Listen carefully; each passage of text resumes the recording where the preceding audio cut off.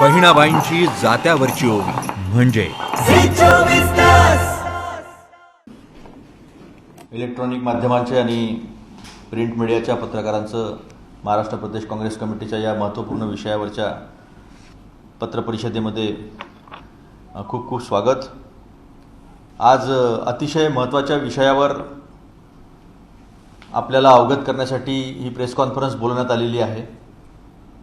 आज देशामध्ये आणि विशेषतः महाराष्ट्रामध्ये जिथे जिथे गैर भाजपेतर सरकार आहे, विशेषतः महाराष्ट्र आणि पश्चिम बंगाल, इथे ते सरकार अस्थिर कसं करायचं याचे प्रयत्न सातत्यानं भाजपाकडनं होत असलेले आपण स्पष्टपणे पाहतो आहे। गेल्या 2 दशकापासून राज ठाकरे साहेब मनसेचे प्रमुख सातत्यानं उत्तर भारतीयांच्या विरोधामध्ये मुंबईमध्ये भूमिका घेत आहेत आणि उत्तर भारतीयांना किंवा भारतामध्ये राहणाऱ्या कुठल्याही व्यक्तीला, तो दक्षिणेतला असो, उत्तरेतला असो, उत्तर पूर्वेमधला असो किंवा पश्चिममधला असो, या सर्वांना आंतरराष्ट्रीय आर्थिक केंद्र असलेलं मुंबई इथे येऊन आपलं नशीब आजमावण्याचा अधिकार हा संविधानानं दिलेला आहे। त्याचं रक्षण करण्याचं काम केवळ आणि केवळ काँग्रेसने केलेलं आहे। आज अशी एक परिस्थिती निर्माण झालेली आहे की भाजपचेच बी टीम मनसे म्हणून महाराष्ट्रात काम करत आहे आणि भाजपचेच एक खासदार उत्तर प्रदेशचे ब्रिजभूषण सिंह यांनी जोपर्यंत राज ठाकरे उत्तर भारतीयांची माफी मागत नाही तोपर्यंत त्यांना उत्तर प्रदेश अयोध्येमध्ये पाय ठेवू देणार नाही अशा पद्धतीची धमकी दिलेली आहे। असो, राज ठाकरेंनी देशभरात कुठेही जावं, तो त्यांचाही संविधानिक अधिकार आहे, पण काँग्रेसचा हा प्रश्न आहे आज भाजपला, विशेषतः महाराष्ट्रातले भाजपचे प्रमुख नेते असलेले विरोधी पक्षनेते माजी मुख्यमंत्री सन्माननीय देवेंद्र फडणवीस आणि प्रदेशाध्यक्ष सन्माननीय चंद्रकांतदादा पाटील। आता कोल्हापूरचे लोक त्यांच्याबद्दल असं म्हणतात की त्यांना आम्ही हद्दपार केलेला आहे, पुण्यातली म्हणायला लागले आता पुण्यातूनही आम्ही हद्दपार करू, तो भाग वेगळा। त्यांची या संदर्भामध्ये आता काय भूमिका आहे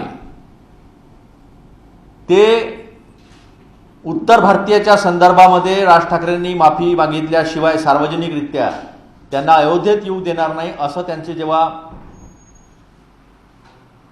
खासदार म्हणतात, या संदर्भामध्ये देवेंद्र फडणवीस साहेब आणि चंद्रकांतदादा पाटील यांची महाराष्ट्रामध्ये काय भूमिका आहे, ते माफी मागणार आहेत किंवा नाही, माफी मागितल्याशिवाय त्यांना जाऊ देणार की नाही, या संदर्भामध्ये त्यांनी आपली भूमिका स्पष्ट करावी असं आमचं मत आहे।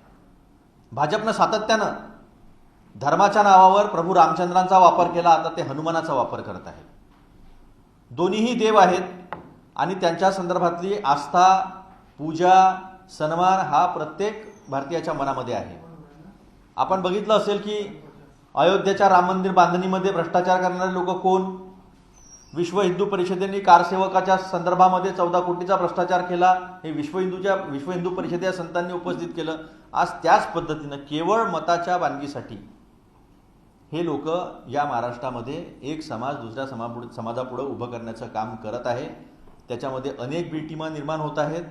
त्या बी टीमा आपण पाहिल्या, राज ठाकरे, नवनीत राणा, रवी राणा यांचा वापर करून या गोष्टी होत असताना आता आमच्यासारख्या समोर हा जो आहे रामनाम जपना पराया माल अपना हा जो धंदा आहे भाजपचा, तर त्यांनी आता त्यांची जी भूमिका आहे ती स्पष्ट करावी। केवळ उत्तर भारतीयांचे मते धर्माच्या नावावर घेऊन हा जो सातत्यानं 2 दशकापासून विरोध सुरू आहे, ज्याच्यामध्ये काँग्रेसनीच केवळ एकमेव पक्ष ज्यांनी आपली भूमिका स्पष्ट केली की हा प्रत्येक भारतीयाचा संविधानिक अधिकार आहे। मुंबईमध्ये येऊन अनेक देशातल्या वेगवेगळ्या भागातल्या लोकांनी जगभर कीर्ती मिळवल्या, नाव कमवल्या, अशा पद्धतीची संधी मुंबईनं सगळ्यांना दिली आहे, महाराष्ट्रानं दिलेली आहे। आतापर्यंत बोलले नाही, आता तुम्ही त्यांचा वापर करून घेतला, आता तुम्ही बोलणार आहात का?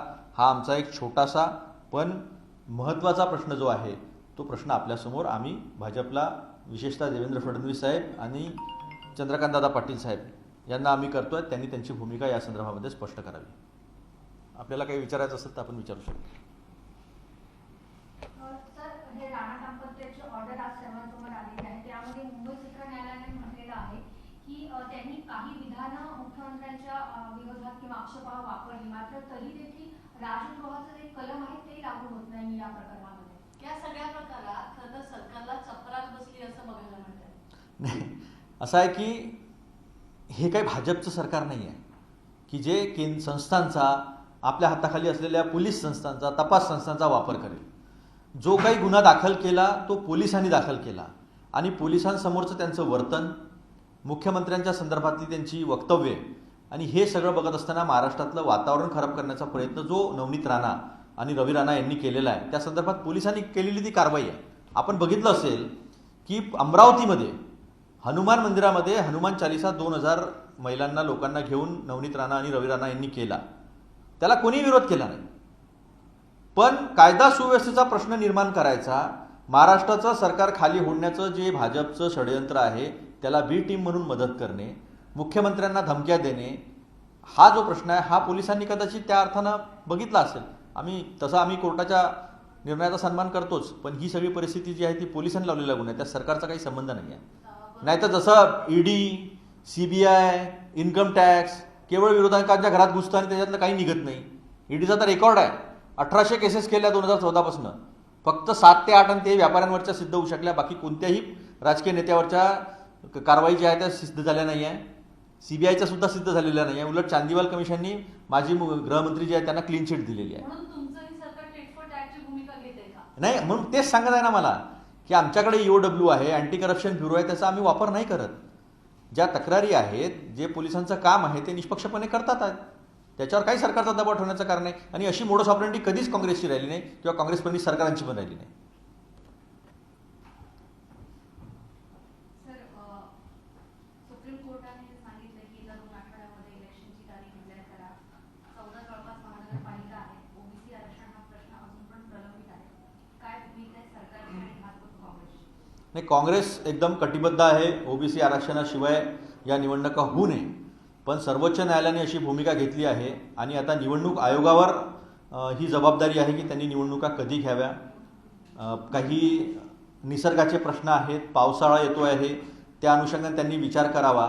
आणि ओबीसीच्या विना जर आम्हाला निवडणुका घ्याव्या लागल्या तर ओबीसीचं जे आरक्षण आहे, ओबीसीच्या ज्या जागा आहे त्याहूनही जास्त जागा काँग्रेस ज्या आहे त्या ओबीसीसाठी लढवतील.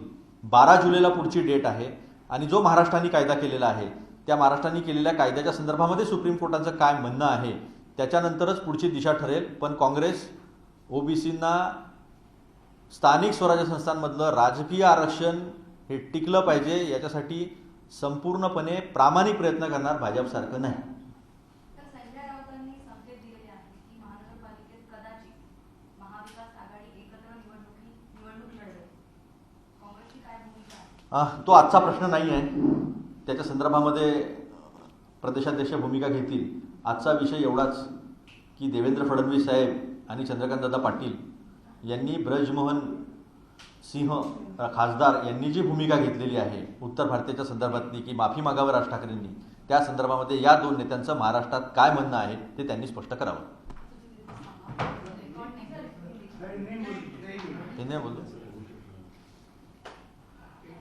पिछले 2 दशक से महाराष्ट्र में विशेषकर मुंबई, पुणे जैसे और नागपुर जैसे शहरों में उत्तर भारतीयों के खिलाफ एक मुहिम मनसे ने चलाकर रखी थी. उन्हें यहाँ अपॉर्चुनिटीज नहीं मिलनी चाहिए, इसके लिए प्रताड़ित किया गया, बर्बरता से मारा गया. कॉम्पिटिटिव एग्जामिनेशंस में उन्हें सम्मिलित होने से भी रोका गया. इसके कई सबूत जो है वो पब्लिक डोमेन में है. 2014 के बाद जिस तरह से भाजपा ने अपनी अलग अलग जगह जो बी टीमें बनाई है, बी सी डी ऐसे कई टीमें बनाई है, उसी तरह से मनसे का इस्तेमाल उन्होंने महाराष्ट्र में किया है. जब राज ठाकरे साहब इन्होंने ऐसी घोषणा की कि वे अयोध्या में जाएंगे, प्रभु रामचंद्र के मंदिर में जाएंगे, तब उत्तर प्रदेश के सांसद ब्रजमोहन सिंह इन्होंने ये घोषणा की कि वे उन्हें उत्तर भारतीयों की पहले सार्वजनिक स्वरूप पर माफी मांगनी चाहिए, उसके सिवा हम उन्हें यूपी में आने नहीं देंगे। कांग्रेस की भूमिका पहले से स्पष्ट रही है। भारत का कोई भी नागरिक भारत में कहीं पर भी जाकर अपनी किस्मत आजमा सकता है, ये उसका संवैधानिक अधिकार है। और केवल कांग्रेस ने ही इसके खिलाफ पहले से अपनी भूमिका प्रखरता से रखी और कानून व्यवस्था रखी, और ऐसे कई लोगों को मौके दिए जो महाराष्ट्र में आए, मुंबई में आए विशेषकर, और अपनी किस्मत आजमाई और अपना नाम कमाया, महाराष्ट्र का भी नाम बढ़ाया और भारत का भी नाम बढ़ाया। लेकिन आज जो राजनीतिक इस्तेमाल भाजपा ने महाराष्ट्र में मनसे और रवि राणा और नवनीत राणा जी का किया है, आज जो माफी मांगी गई है और जो धमकी दी गई है, उसके संदर्भ में विशेषकर महाराष्ट्र के विरोधी पक्ष नेता विपक्ष माजी मुख्यमंत्री देवेंद्र फडणवीस जी और भाजपा के प्रदेश अध्यक्ष सन्माननीय चंद्रकांत दादा पाटिल जी, उनकी इस प्रति क्या भूमिका है? क्या वे आदरणीय राज ठाकरे जी को उत्तर भारतीयों की माफी मंगवाएंगे? क्या वो इस ब्रजमोहन सिंह की भूमिका से वो सहमत है या नहीं है? उसका जवाब उन्होंने महाराष्ट्र की जनता को, देश की जनता को देना चाहिए। ये कांग्रेस की स्पष्ट मांग है। तो क्या कांग्रेस ये भी मांग करती है कि राज ठाकरे को उत्तर भारतीयों की माफी मांगनी चाहिए? कांग्रेस की भूमिका एकदम स्पष्ट है। भारत के किसी भी कोने का कोई भी व्यक्ति भारत में कहीं पर भी जाकर अपनी किस्मत आजमा सकता है, व्यापार कर सकता है। उसे ऐसा अधिकार देश के संविधान में आर्टिकल 19 में दिया हुआ है, और उसकी रक्षा जो है वो कांग्रेस ने की है। सवाल भाजपा ने उठाया है, सवाल भाजपा के सांसद ने उठाया है। क्या इस सवाल से कांग्रेस सहमत है? कांग्रेस इस सवाल का समर्थन करती है? नहीं, कांग्रेस का समर्थन का या कांग्रेस के विरोध का सवाल ही खड़ा नहीं होता यहां पर। आज भूमिका स्पष्ट करनी है देवेंद्र फडणवीस जी को और चंद्रकांत दादा पाटिल जी को कि उनका क्या कहना है। केवल मतों के लिए उत्तर भारतीयों का इस्तेमाल करना और जब उन पे संकट आती है तो दो हाथ दूर रहना, ये जो धर्म की और क्षेत्रीय राजनीति भाजपा आज तक महाराष्ट्र में करती आई है, उसका उससे जवाब देना पड़ेगा और आज उनकी इस बारे में भूमिका लेना पड़ेगी। राणा दंपति के खिलाफ राजद्रोह का जो मामला दर्ज किया था, उसको लेकर कोर्ट ने सवाल उठाया है, कहा है कि राजद्रोह का मामला इसमें नहीं बनता। एक्सपर्टीज का भी ये कहना है। देखिए, ये पुलिस महकमे ने जिस तरह की परिस्थितियां निर्माण हुई, जिस तरह से प्रदेश के मुख्यमंत्री कोई व्यक्ति नहीं होता, वो एक संस्था है, वो एक संवैधानिक पद है, उनको धमकियां दी, धर्म का राजनीतिक इस्तेमाल करने की कोशिश की, और जो हिंदू संस्कृति में पूजा अर्चा मंदिरों में करने की प्रथा परंपरा है, घर में भी हम मंदिरों में करते हैं, कहीं बेडरूम में, कहीं लिविंग रूम में, या कहीं सामने ग्राउंड में आकर नहीं करते हैं। अगर हम पंडाल भी डालते हैं तो हम पहले प्राण प्रतिष्ठा करते हैं भगवान की, उसके बाद ही पूजा करते हैं। तो ये जो इस्तेमाल है, ये इस्तेमाल करके महाराष्ट्र की कानून व्यवस्था को खराब कर सरकार को नीचे खींचने की जो कोशिश की गई है, उसके खिलाफ पुलिस प्रशासन ने वो कार्रवाई की होगी। लेकिन हम जो निर्णय न्यायालय ने दिया है उसका सम्मान करते हैं, और कांग्रेस की पहले से यह भूमिका रही है कि ये देशद्रोह का जो मामला है, जो कलम है 124 है, इसे हटाया जाए। दुर्भाग्यवश हमारी सत्ता नहीं आ पाई केंद्र में। आज केंद्र में भाजपा की सत्ता है। हम मांग करते हैं, भाजपा के पास पूर्ण बहुमत है, राज्यसभा में भी है, वो ऐसा बिल लाए, उसे कांग्रेस पूरी तरह से सपोर्ट करेगी। लेकिन राणा दंपति ने जो महाविकास आघाड़ी को चैलेंज किया था, क्या उस पूरे मामले को हैंडल करने में महाविकास आघाड़ी फेल साबित हुई? देखो, कानून व्यवस्था खराब करने की उनकी कोशिश नाकामयाब कर दी। उसके लिए हम महाराष्ट्र पुलिस का, विशेषकर मुंबई पुलिस का अभिनंदन करते हैं। जो उनकी मंशा थी, जो उनका राजनीतिक मकसद था भाजपा के साथ मिलकर करने का, उसे आपने देखा होगा पूरी तरह से फेल कर दिया है, वो असफल हो गए हैं। और महाराष्ट्र में छत्रपति शिवाजी महाराज के महाराष्ट्र में, शाहू फुले आंबेडकर जी के महाराष्ट्र में आज शांतता कायम है, शांति है, और महाराष्ट्र विकास की तरफ तेजी से अग्रसर हो रहा है। वो आज नंबर 1 पर है, फॉरेन डायरेक्ट इन्वेस्टमेंट से लेकर तो जीएसटी कलेक्शन से लेकर इनकम टैक्स कलेक्शन से लेकर डायरेक्ट टैक्सेस कलेक्शंस सारों को लेकर आज महाराष्ट्र देश में नंबर 1 है और इसका श्रेय महाविकास आघाडी के प्रशासन को जाता है. सर, दिलीप सोमय्यांनी असा आरोप केला आहे की नवनीत राणा या मागासवर्गीय आहेत आणि म्हणूनच त्यांना इंग्रज जशी वागणूक द्यायचे कैद्यांना तशी वागणूक दिली. ते इंग्रजांचे मित्र आहेत पूर्वीच्या काळापासून आणि इंग्रजांशी त्यांची मैत्री सर्वश्रुत आहे. इंग्रजांकडनं जेल, इंग्रजांना फाशी ही काँग्रेसच्या कार्यकर्त्यांनी, स्वातंत्र्यवीरांनी घेतली. त्यांनी तर पेन्शन घेतलेले आहे, नोकऱ्या घेतलेल्या आहे. त्यामुळे त्यांना जास्त माहिती आहे इंग्रज कसे वागत होते.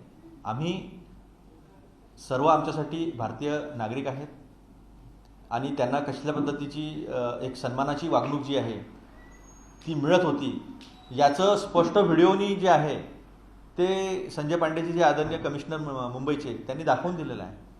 त्यामुळे एक खासदार आणि आमदार यांना सन्मानाची वागणूक मिळाली हे स्पष्ट आहे. पण हा कांगावा आहे आणि भाजप जे म्हणत होता आमचा काही संबंध नाही आहे, भाजप जे म्हणत होता आमचा काही संबंध नाही, क्रोनॉलॉजी एकदम स्पष्ट आहे. देवेंद्र फडणवीस उतरतात, किरीट सोमय्या उतरतात, आशिष शेलार उतरतात. तर मग जी पोलिसांनी ॲक्शन घेतली की या महाराष्ट्रामधली कायदा व सुव्यवस्था ढासळून इथे महाविकास आघाडी सरकार कसं खेचता येईल याचा प्रयत्न आहे. तो प्रयत्न सबशेल फोल ठरला. मुख्यमंत्र्यांनी, गृहमंत्र्यांनी, महाविकास आघाडीनी कडकपणे, अतिशय कायदेशीरपणे या विषयात त्यांना यश मिळू दिलं नाही आणि म्हणून आता हे कांगावे सुरू आहे. सर, भीमा कोरेगाव या आयोगाच्या अहवालात मला वाटतं की हे विषय जे आहेत ते हे वेगळे विषय आहेत सगळे. एक हा विषय दुसरीकडे जाईल कारण माझा प्रश्नाचं उत्तर सर, सुप्रीम कोर्ट ने राज्य सरकार को बताया है कि आने वाले इलेक्शन चुनाव की तारीख डिक्लेयर कर दी जाए. मुंबई और समेत पूरे महाराष्ट्र में 14 महानगर पालिका और कई सारे स्थानीय चुनाव हैं और अभी तक ओबीसी आरक्षण का जो मामला है वो भी प्रलंबित है. कैसी रहेगी महाविकास आघाड़ी की? देखिए ये जो सर्वोच्च न्यायालय का जो कहना है वो उसमें दो बिंदु हैं. पहला बिंदु ये है कि जो कानून महाराष्ट्र सरकार ने पास किया था वो कानून 10 मार्च 2022 को किया था. उसके पहले जो चुनाव ड्यू थे वो चुनाव करवाए जाए, 2 हफ्ते में उसके बारे में निर्णय लिया जाए. तो ये सारी प्रक्रिया निर्वाचन आयोग महाराष्ट्र इनको करनी है. अगर ये हमने जो कानून पास किया है और ऐसा 8 राज्यों में देश के ऐसा कानून है कि राज्य सरकार स्थानीय निकायों की चुनाव खुद डिक्लेयर करे, डिलिमिटेशन खुद करे, तो ये अधिकार जो है वो कानून की जब समीक्षा होगी, मध्य प्रदेश के कानून की समीक्षा प्रलंबित है सर्वोच्च न्यायालय में, तो ये कानून की जब समीक्षा हो जाएगी उसके बाद में ही इसके बारे में कुछ ठीक से कहा जा सकेगा. अभी तो महाराष्ट्र निर्वाचन आयोग के पलड़े में ये बात है. लेकिन जहाँ तक कांग्रेस की बात है, कांग्रेस 100% ओबीसी का स्थानिक निकायों में जो आरक्षण है उसके प्रति बाध्य है, कटिबद्ध है. अगर ये बिना आरक्षण के चुनाव होता है सर्वोच्च न्यायालय के निर्देशानुसार, तो जो 27% आरक्षण की सीटें जो है ओबीसी की, उससे ज़्यादा सीटें ओबीसी को निकाय के चुनाव में दी जाएगी. अतुल जी, एक बड़ा मामला फिर से सामने आया है. पहले 100 करोड़ की वसूली का आरोप लगा था महाविकास आघाड़ी पे. अब पिंपरी चिंचवड़ के जो विशेष पुलिस महानिरीक्षक है कृष्ण प्रकाश जी, उन पर उन्हीं के महकमे के एक सहायक पुलिस आयुक्त हैं मिस्टर अशोक डोले, इन्होंने 200 करोड़ रुपए की वसूली का आरोप लगाया है. जमीन की खरीद फरोख्त बड़े पैमाने पर की जा रही थी और सारा लेन देन इन्हीं को करने कहा जा रहा था. इन्होंने बाकायदा मुख्यमंत्री को एक पत्र भी लिखा है. कैसे देखते हैं इसको? मेरे ख्याल से ये तो जहाँ तक परमवीर सिंह जी की बात है वो अभी चीफ जस्टिस रमन्ना साहब के बेंच के सामने वो प्रलंबित है उनके एंटीसिपेटरी बिल से लेकर. लेकिन चांदीवाल आयोग ने स्पष्ट कर दिया है कि परमवीर सिंह साहब ने कोई भी सबूत, केवल एक खत लिख के आरोप करने के अलावा कुछ किया नहीं है. ये होम मिनिस्टर से संबंधित मामला था, इसलिए मैंने स्पष्टीकरण दिया. जहाँ तक अधिकारी की बात है, आप कृष्ण प्रकाश जी के बारे में बात कर रहे हैं, पिंपरी चिंचवड़ के जो कमिश्नर थे, अधिकारी की जो बात है वो अधिकारी की बात है और वो मुख्यमंत्री को उन्होंने खत लिखा है, वैसी कंप्लेंट की है, तो उसकी जांच होगी और जो दोषी होगा उसको सजा होगी. लेकिन भाजपा जिस तरह का नैरेटिव गढ़ती है, तो अब क्या हुआ सीबीआई ने 4 करोड़ 29 लाख की बात रखी और फिर बाद में 1 करोड़ 73 लाख तक नीचे आए और आज सीबीआई के पास भी कोई पुख्ता सबूत अनिल देशमुख जी के खिलाफ भी नहीं है। तो ये सारी बातें जो है, जो कहानी गढ़ी जाती है और बदनाम किया जाता है, तो ये 2012 से शुरू है। 2012 से 2G से लेकर कोल से लेकर आज तक जितने भी स्कैम हुए, उस स्कैम में कोई भी सबूत, एक चिट्ठा भी भाजपा के किरीट सोमैया से लेकर कोई भी दे नहीं पाया देवेंद्र फडणवीस जी तक। यहां तक जो 2G में जो न्यायाधीश थे, उन्होंने कहा मैं 7 साल 11 बजे से 7 बजे तक न्यायालय में बैठा रहा, लेकिन सबूत का एक चिट्ठा भी किसी ने मेरे सामने लाया नहीं। ये वास्तविकता है। तो ये भाजपा का जो प्रोपोगंडा है, वो प्रोपोगंडा देश समझता है। जिस दिन भाजपा की सरकार जाएगी और सही सरकार आएगी कांग्रेस की, और जब सारी इंक्वायरीज होगी नोटबंदी से लेकर, तो सारी सच्चाई जो है भ्रष्टाचार की इस देश की, एनपीए की बैंक से, सारी सच्चाई जो है वो देश के सामने अपने आप आ जाएगी। कृष्ण प्रकाश जी का आरोप है, उसके पीछे भी बीजेपी है, आपका कहना? मेरा कहना किसी अधिकारी के संबंध में नहीं था। बीजेपी के आरोप विशेषकर कांग्रेस के खिलाफ होते हैं, वो बिना सबूत के होते हैं और ये कई बार कई मौकों पर सिद्ध हुआ है। अधिकारी के ऊपर जो आरोप हुए हैं वो खत है, उसकी जांच कमेटी करेगी या जो भी अधिकारी होगा करेगा, ईओडब्ल्यू करेगा या फिर एसीबी करेगी या फिर कोई डिपार्टमेंटल इंक्वायरी होगी। जो सच होगा वो सामने आएगा। केवल एक खत के ऊपर किसी के ऊपर आरोप नहीं मढ़ा जा सकता या गढ़ा जा सकता है, उसकी इंक्वायरी होगी। Thank you.